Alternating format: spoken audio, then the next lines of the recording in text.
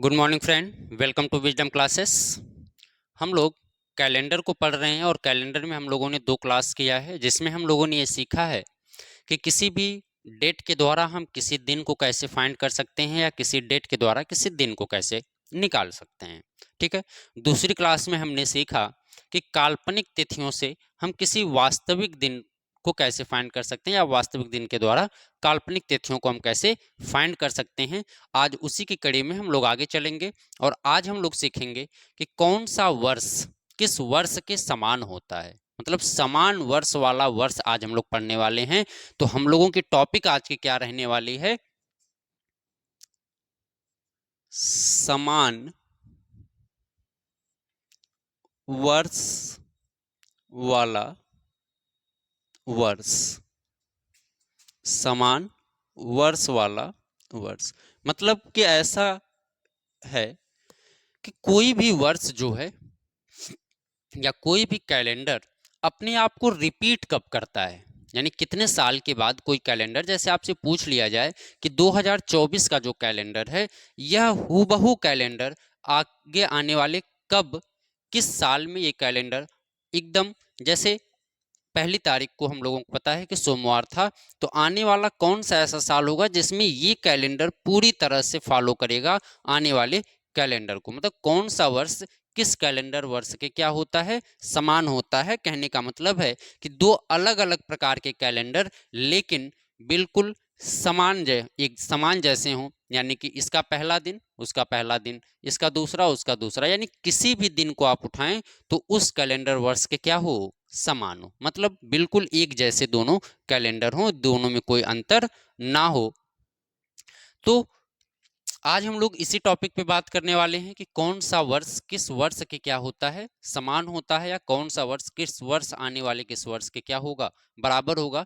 इससे काफी क्वेश्चन आपके एग्जाम में देखने को मिलते हैं और काफी कंफ्यूज होते हैं बच्चे। तो आज हम लोग उस कंफ्यूजन को दूर करने वाले हैं। आप बिना पेन उठाए उस क्वेश्चन को क्या करेंगे, सॉल्व करेंगे। आइए देखते हैं हम लोग समान वर्ष वाला वर्ष होता क्या है या कैसे बात करेंगे। हम लोग जानते हैं कि कैलेंडर 2 टाइप के होते हैं, या 2 वर्ष जो हमारे होते हैं वो 2 प्रकार के होते हैं। एक तो सामान्य वर्ष होता है और एक तो लीप वर्ष होता है या फिर अधिवर्ष होता है। तो हमें 2 बातों का ध्यान रखना है कि जो सामान्य वर्ष होगा, सामान्य वर्ष का कैलेंडर सामान्य वर्ष के क्या होगा, बराबर होगा। मतलब पहली पॉइंट तो हमको ये याद रखना है कि सामान्य वर्ष का कैलेंडर सामान्य वर्ष का कैलेंडर सामान्य वर्ष के बराबर होगा या सामान्य वर्ष के समान होगा।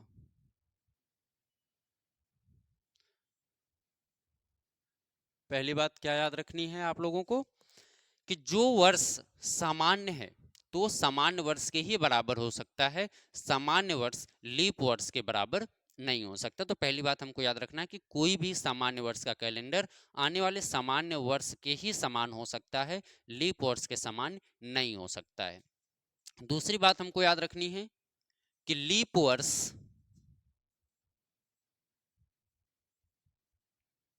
या फिर कह लीजिए अधिवर्ष,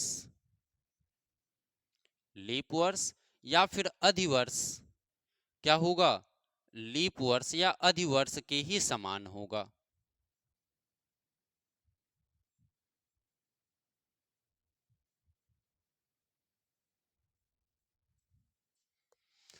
तो दूसरी बात क्या याद रखनी है कि जो लीप वर्ष का कैलेंडर होगा या जो लीप वर्ष होता है वह आने वाले लीप वर्ष के ही समान हो सकता है, मतलब इसके जो दिन होंगे इसके दिन के क्या होंगे, समान होंगे। ठीक ना। चलिए, इसमें क्वेश्चन कैसे पूछा जाता है या फिर आपसे क्वेश्चन कैसे दिया जा सकता है। ठीक है, जैसे आपसे कह दिया जाए कि मान लीजिए 2024 का कैलेंडर आने वाले किस वर्ष के समान होगा, या जैसे हम लोग ये कैलेंडर यूज कर रहे हैं 2024 का, तो कौन सा ऐसा साल आएगा कि जब यही कैलेंडर अपने आप को क्या करेगा, रिपीट करेगा, मतलब सेम यही दिन यही डेट आपको उस कैलेंडर में देखने के मिलेंगे। तो आज हम लोग इन टॉपिक पे बात करेंगे। और दूसरी चीज आपको याद रखना है कि यहाँ से जो भी क्वेश्चन पूछे जाते हैं, इवन आप किसी भी एग्जाम की तैयारी कर रहे हो, चाहे वो पीसीएस की हो, आरओ हो, या फिर सी सेट जो होता है पीसीएस का उसका हो, या फिर पुलिस हो, एसएससी जीडी हो, एसएससी हो, सीजीएल हो, कोई भी एग्जाम हो, कैलेंडर से क्वेश्चन आपको देखने के लिए मिलते हैं। तो हम लोग आज की क्लास में सीखेंगे कि कोई भी समान वर्ष कैसे किसी वर्ष के क्या होता है, समान होता है। तो उम्मीद कर रहा हूँ आप लोग पहली दूसरी क्लास को जरूर देखे होंगे। अगर आप पहली दूसरी क्लास को नहीं देखे हैं तो प्लीज रिक्वेस्ट है कि आप लोग पहली दूसरी क्लास को देखें, क्योंकि वहां से बेसिक से हमने उठाया है, और बेसिक से जब आप पढ़ेंगे तो आपको कैलेंडर में कहीं समस्या नहीं होने वाली है। आप कैलेंडर के किसी भी क्वेश्चन को आसानी से सॉल्व करने के लिए सक्षम हो जाएंगे। ठीक है, तो आइए देखते हैं इस पे किस प्रकार के क्वेश्चन पूछे जाते हैं या किस टाइप के क्वेश्चन हमसे पूछा जा सकता है। चलिए, इसके लिए मैं आपको कुछ बताता हूं कि कौन सा वर्ष किस वर्ष की क्या होगा, समान होगा। जैसे देखिए, मान लीजिए मैंने कहा 2024, जो 2024 का हमारा कैलेंडर है, ये आने वाले किस वर्ष के समान हो सकता है। ठीक ना, तो आने वाले किस वर्ष के समान होगा। देखिए, हमको करना क्या है, इसके लिए एक फार्मूला या फिर ट्रिक आप समझ लीजिए। हमने आपको बताया था कि जो साल होता है, साल का जो अंतिम 2 अंक होता है, अंतिम 2 अंक ही हमारा क्या कहलाता है, वर्ष कहलाता है। तो आपको जो ईयर है, ईयर को 4 से भाग दे देना है। जब ईयर को आप 4 से भाग देंगे तो आपको मिलेगा भागफल, और कुछ क्या मिलेगा, शेषफल मिलेगा। क्या मिलेगा, शेषफल मिलेगा। हमको याद शेषफल को ही करना है कि शेषफल क्या मिल रहा है। देखिए, शेषफल हमारा 4 ही मिल सकता है, या तो हमको 1 मिलेगा, या तो हमको शेषफल 2 मिल सकता है, या तो शेषफल 3 मिल सकता है, या तो शेषफल हमको क्या मिलेगा, 4 मिल सकता है। ठीक ना, देखिए, अगर आपका शेषफल, अगर आपने ईयर को 4 से भाग दिया और ईयर को 4 से भाग देने के बाद यदि आपका शेषफल क्या मिलता है, 1 मिलता है, तो वह कैलेंडर अपने आप को क्या करेगा, 6 वर्ष के बाद रिपीट करेगा। यानी कि 6 वर्षों के बाद वह कैलेंडर फिर से आ जाएगा जो कैलेंडर आप यूज कर रहे हैं। अगर मान लीजिए शेषफल आपका 2 बचता है और शेषफल 2 बचता है, तो वह कैलेंडर अपने आप को 11 वर्षों के बाद क्या करता है, रिपीट करता है। ठीक है, अगर आपका शेष 3 बचता है, अगर शेष 3 बचता है तो भी वह कैलेंडर अपने आप को 11 वर्षों के बाद क्या करेगा, रिपीट करेगा। यदि आपका शेष क्या बच जाए, 0 बच जाए, माफ करिएगा 0, 4 नहीं, अगर आपका कैलेंडर क्या आ जाता है, शेषफल क्या आ जाता है, 0 आ जाता है, और शेषफल 0 आ जाता है, तो वह कैलेंडर अपने आप को 28 वर्ष के बाद क्या करेगा, रिपीट करेगा। इतनी बातों को आप याद रखेंगे कि अगर किसी साल को या किसी ईयर को हम 4 से भाग देते हैं, और 4 से भाग देने के बाद हमारा जो शेषफल है यदि 1 आता है, तो वह कैलेंडर अपने आप को क्या करेगा, 6 वर्षों के बाद रिपीट करेगा। ठीक है, अगर कोई हमारा रिमाइंडर क्या आता है, शेष क्या आता है, 2 आता है, तो वह अपने आप को 11 साल बाद रिपीट करेगा। अगर 3 आता है तो भी 11 साल बाद, अगर 0 बचता है तो वह कैलेंडर वर्ष 28 साल के बाद रिपीट करेगा। ठीक है, मतलब आपको क्या करना है, देखिए, मान लीजिए मैंने आपसे कहा कि 2024 का जो कैलेंडर है ये अपने आप को कब रिपीट करेगा, है ना।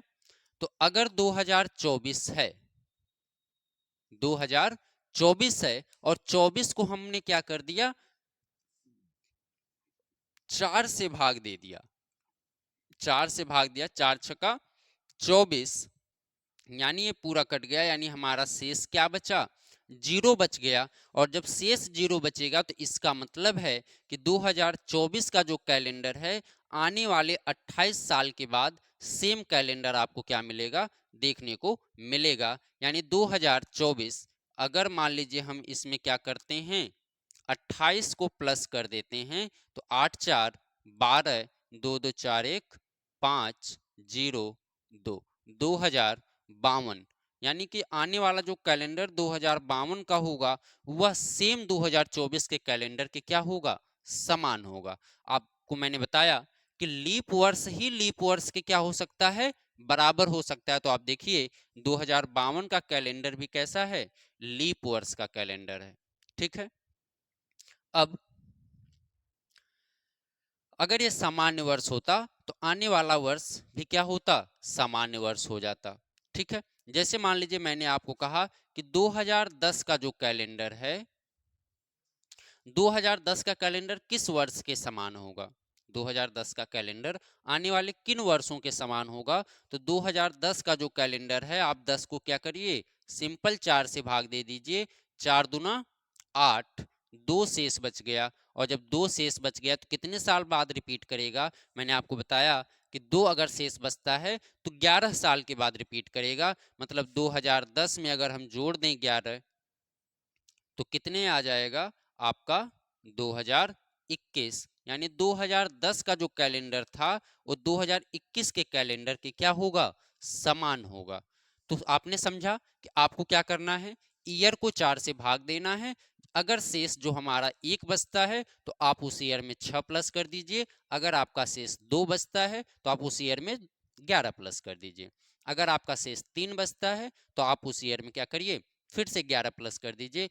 अगर आपका रिमाइंडर शेष 0 बच जाता है तो आप उस साल में 28 को प्लस कर दीजिए। मतलब आने वाला कैलेंडर वर्ष उस वर्ष के क्या हो जाएगा, समान हो जाएगा। उम्मीद कर रहा हूं इतनी बातें आपको समझ में आ गई होंगी। चलिए मैं आपको कुछ क्वेश्चन इस पे प्रैक्टिस करवाता हूं और क्वेश्चन को देखेंगे कि कैसे क्वेश्चन पूछे जाते हैं। ठीक है,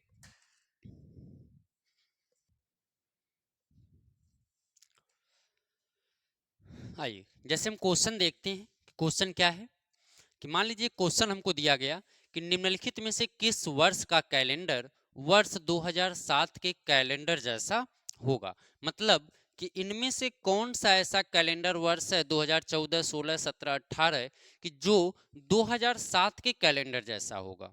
मतलब बिल्कुल 2007 के कैलेंडर को ही फॉलो करेगा।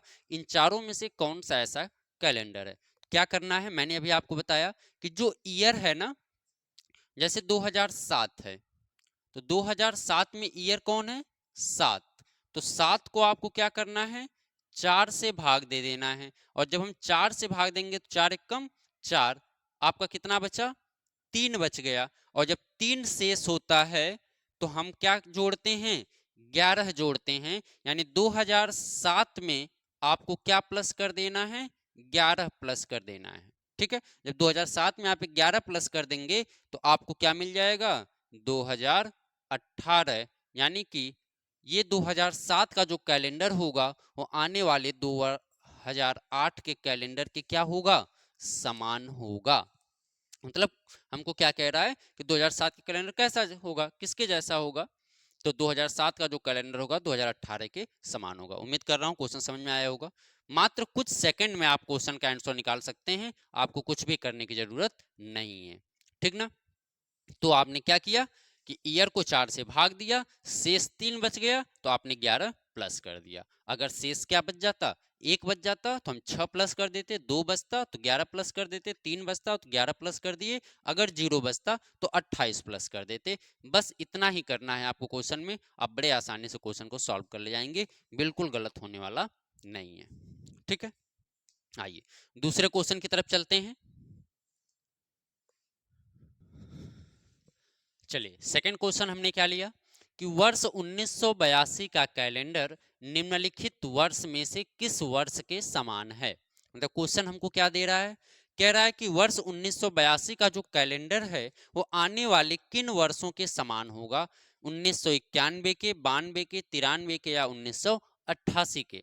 यानी कि इन चारों में से कौन सा ऐसा ऑप्शन है या कौन सा ऐसा वर्ष है जो वर्ष 1982 के कैलेंडर के क्या है, समान है। तो आपको क्या करना है, कुछ नहीं, हमने आपको बताया कि अंतिम 2 अंकों को 4 से क्या कर दीजिए, भाग दे दीजिए। और जब भाग देंगे 4 दूना 8, कट गया, 2 उतार लिए, 0 बढ़ा दिए, यानी शेष हमारा क्या बच गया, 2। और जब शेष फल हमारा 2 है तो हमें क्या प्लस करना है, 11 प्लस करना है। यानी 1982 में अगर हमें 11 प्लस कर देते हैं तो 2 1 3, 8 1 9, यानी 1993 का जो कैलेंडर होगा वह आने वाले 1982 के कैलेंडर के क्या है, समान है। ठीक है, तो कितना आसान है, आपको कुछ नहीं करना है, 4 से भाग देना है, शेष बचता है तो शेष बचता है, तो जितना शेष बचता है उस हिसाब से आप उनमें क्या कर दीजिए, प्लस कर दीजिए। ठीक है, तो आपने समझा कि 1982 का कैलेंडर किस वर्ष के कैलेंडर के समान होगा, 1993 के कैलेंडर के क्या होगा, समान होगा। ठीक है, चलिए तीसरे क्वेश्चन की तरफ चलते हैं। इसी टाइप का एक क्वेश्चन और लेते हैं ताकि आपका पूरी तरह से कॉन्सेप्ट क्लियर रहे।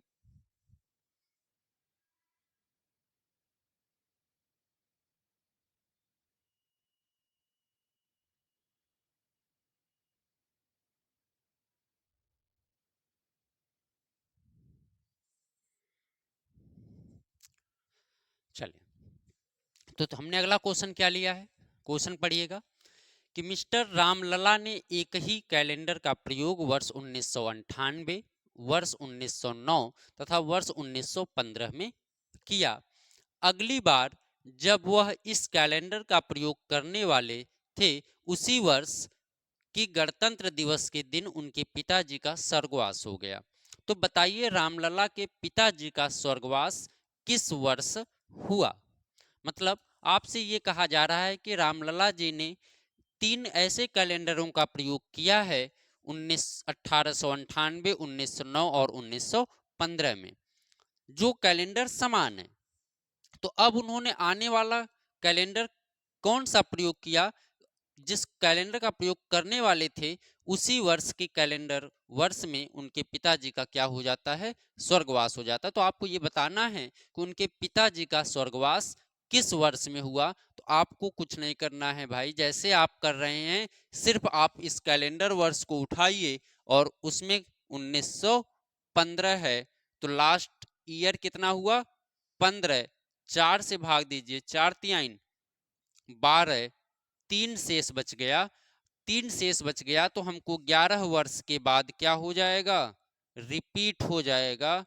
तो आपको 11 वर्ष के बाद यानी 1915 में 11 को प्लस कर देना है, 5 1 6 1 1 2, 1926 यानी कि 1926 के कैलेंडर वर्ष में उनके पिताजी का क्या होता है, स्वर्गवास होता है। ठीक है, उम्मीद कर रहा हूं कि आप समझ गए होंगे। तो इस तरह से क्वेश्चन इस टॉपिक से पूछे जाते हैं।